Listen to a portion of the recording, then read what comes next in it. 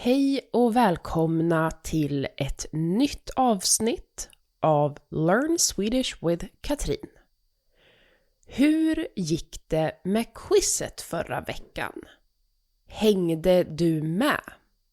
Did you keep up last week? I hope so. And if not, no worries. You can revisit the previous episodes anytime you want to freshen up your memory. This week, we're diving into a cultural phenomenon that confuses and frustrates some people from other parts of the world. At least when it comes time to interact with Swedes and perhaps try to make plans with them. We're talking about Swedish politeness and what we call soft no's. If you want to follow along in the transcript, access the vocabulary list of the week, and do the exercises, make sure to join us on Patreon for only $10 a month. And if you want to start using all the Swedish you have learned, join Speak Swedish with Katrin, and I'll give you personalized feedback on your Swedish. It's never too early to start speaking. Go to patreon.com/Slow Swedish or click the link in the show notes to sign up. You might have heard people say that Swedes are hard to read, unclear, or even a bit fake. That we don't say what we mean. I don't really agree with that, to be honest. I think what's actually happening is that we're trying to be polite and avoid making people uncomfortable. This, of course, you can have opinions about. Is it really necessary? Does it make things easier or harder? For us, it makes life a lot easier, but if you're new, I get that it can be confusing. So let's talk about how this actually works. In many cultures, communication is very direct. If you don't want to do something, you say no. If you can't, you say you can't. It's clear, efficient, and nobody has to guess what you mean. Finnish people are stereotypically known to be a lot more direct than Swedes. In Sweden, it's often a bit different. We don't love saying a hard no.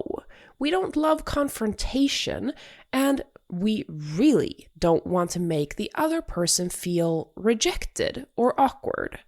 So instead of being very direct, we often soften what we say. We make it a bit more vague, a bit more open, and honestly, just a bit more comfortable socially. And since at least the neurotypical population has grown up and learned how to interpret this kind of language, it makes it easier for everyone involved. I don't have to feel embarrassed for asking, and you don't have to feel bad for turning someone down. But both of us still know that you said no to what I suggested, and that's okay. So, yeah, our words might not always match what we mean, but sometimes they do. We might not always know, in which case maybe comes in handy. And sometimes it's just a way of softening it. We'll cover how to double check a little later in the episode. But first, let's look at some phrases that are commonly used in these situations. Imagine that someone just asked you if you want to go to an exhibition on your day off. Here's what you might reply.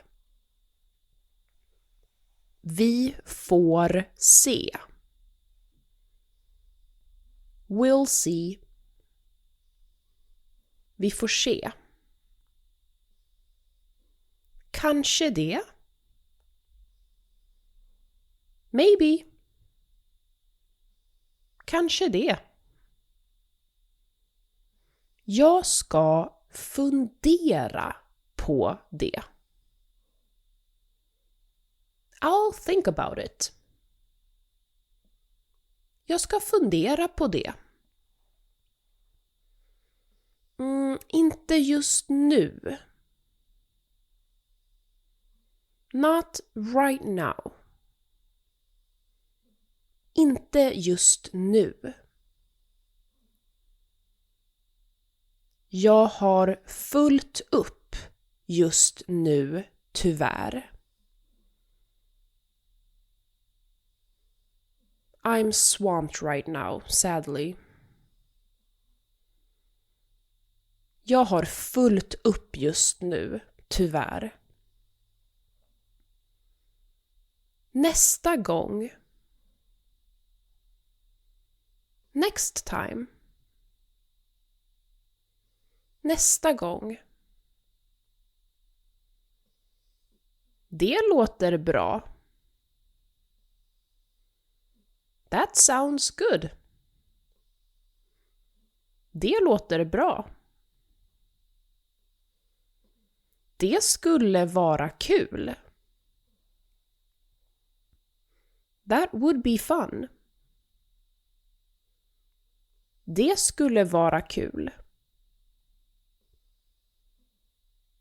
If you look at these literally, they all sound quite positive or at least neutral. But in reality, most of them are often used as a polite way of saying no. So, when someone says, vi får se, it often means no, but in a softer way. I might say that it would be fun or it sounds nice, but vi får se. And then I might add a reason that I'm not able to. Vi får se om jag hinner. We'll see if I have time. Vi får se om jag kan fixa barnvakt. We'll see if I can get a babysitter. Vi får se hur det ser ut på lördag. We'll see what Saturday looks like. All of these usually mean, nah, but it's out of my hands. Kanske, maybe, often means probably not. Jag ska fundera på det. Very often means no, but I don't want to reject you directly. This one could also mean that they want to think about it. Depending on how much you're asking them for, it means more or less no. Like if you're asking about going out to lunch today, and they say, jag ska fundera på det. That's 100% a no. But if you ask if they want to travel to Thailand together this summer, thinking about it before giving an answer is very reasonable. So this, jag ska fundera på det, might not be a no just yet. Inte just nu can sometimes mean not now, but also not later. This is often combined with nästa gång, which sometimes can mean that you're in next time, but sometimes just means hopefully there won't be a next time. Saying that you're swamped, jag har fullt upp just nu, is very often a no, unless it's followed by a specific time when your calendar opens up a bit and you're open to plan something. And det låter bra and det skulle vara kul doesn't necessarily mean anything will actually happen. It just means that the idea itself is nice. These are the most confusing ones, though, so don't feel bad for wanting to ask for additional clarification. We usually need to as well when we get these replies. So, these are not lies. That's really important. They're social tools. They help us avoid being too harsh. I get that you might not feel that it's necessary, but a lot of us Swedes do. We just view it as good manners, not as being fake or lying to you. This should hopefully also make it easier for you to suggest things and invite people to hang out if you want to make friends. You don't have to be scared of being rejected super harshly. You'll most likely get a vague, soft no, if not an immediate yes, which, in my opinion, is way better. It only becomes a problem when you misinterpret the soft no as a yes and keep asking people who aren't interested. Let's make this a bit more real, because this is where things actually start to matter. Imagine you invite someone to a party. You say, "Do you want to come to my party on Saturday?" And they say, kanske. Vi får se. Now, technically that sounds open. It sounds like they haven't decided yet. But in the Swedish context, this is very often already a no. Not I'm thinking about it, but I don't think so, but I don't want to say that directly. And you'll notice a pattern here. If it's a real yes, it usually sounds very different. It's more concrete. The answer is more specific, and if they need to check something or figure out logistics, they will say that they just have to check XYZ, but they're in. Another very common situation is this classic. We should grab a coffee sometime. And the other person says, ja, det skulle vara trevligt. This is one of the most misunderstood interactions ever, because it sounds like a plan, but it's not actually a plan. It's more like a socially nice ending to a conversation, like someone in a shop asking, "How are you?" They don't actually care. For this suggestion to go from politeness to a real plan, you have to follow up later and ask again and see what they reply. If it becomes more vague, it's a no. If they suggest a time or ask when you're free, it's a yes. Here are some yes replies to look out for. Gärna. Gladly. Gärna. Ja, det måste vi göra.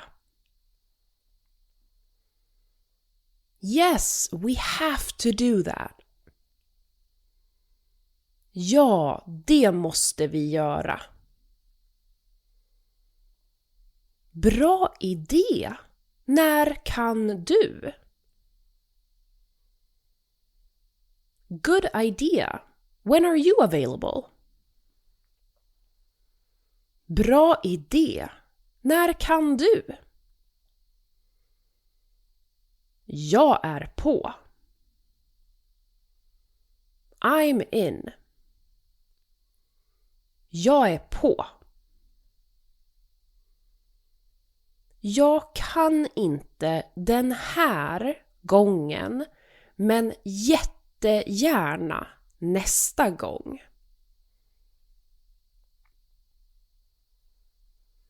I can't this time, but I'd love to next time. Jag kan inte den här gången, men jättegärna nästa gång. Jag ska bara kolla om jag kan, men det borde inte vara några problem.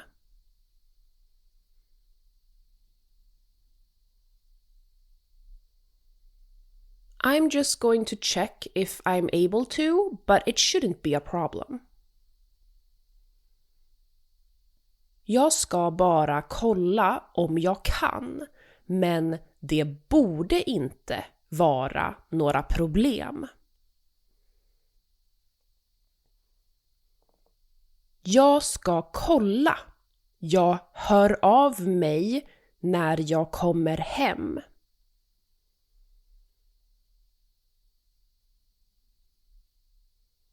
I'll check. I'll let you know when I get home. Jag ska kolla. Jag hör av mig när jag kommer hem. So, the key thing to start noticing is not just what people say, but how clear they are. In Sweden, a real yes is usually quite clear and specific, downplaying any kind of obstacles as not a big deal. If the answer is vague, delayed, or a bit non-committal, there's a good chance it's actually a polite no.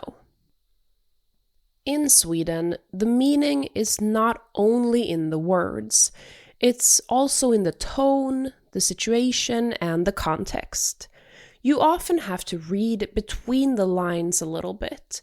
And I know that can feel frustrating at first, especially if you're used to taking words very literally, which, let's be honest, is the only way you take words when you've just learned them. But once you start noticing the patterns, it becomes much easier to understand. Now, a lot of people interpret this way of communicating as dishonest or rude. They think, why don't you just say no? That we're somehow stringing someone along for no reason whatsoever. But from a Swedish perspective, a direct no can feel quite strong and honestly rude. It can feel like you're rejecting the person, not just the idea. So instead, we soften it. We leave a bit of space. We make the situation feel less uncomfortable for both people. So, what can you do with this information as a learner? First, don't take everything 100% literally. Try to notice patterns. If someone often says maybe, but never follows through, you start to understand what that means. Second, if you actually need a clear answer, that's perfectly fine. You can ask again, but in a gentle way, of course. Here are some phrases you can use to double check if someone's in or not. Vill du boka in det nu eller avvakta?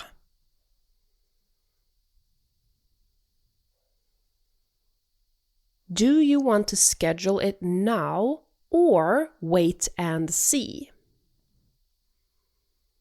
Vill du boka in det nu eller avvakta? Hur var det? Hade du tid och lust att hänga med?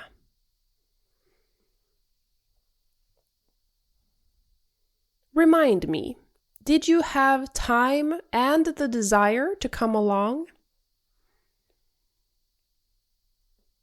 Hur var det? Hade du tid och lust att hänga med? Vet du när det skulle passa dig eller ska vi återkomma?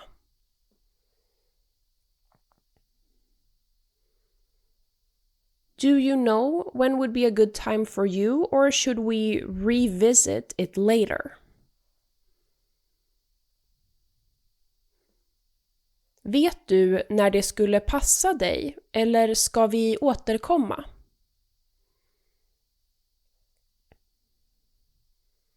Kunde du göra det nu i helgen eller ska vi försöka igen en annan gång?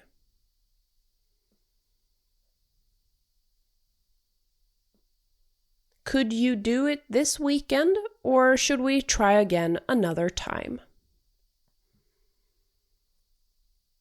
Kunde du göra det nu i helgen eller ska vi försöka igen en annan gång? I know these feel like a lot of words for just asking yes or no. But what they all have in common is that they ask for clarification without putting any pressure on the other person. They all ask, are you in?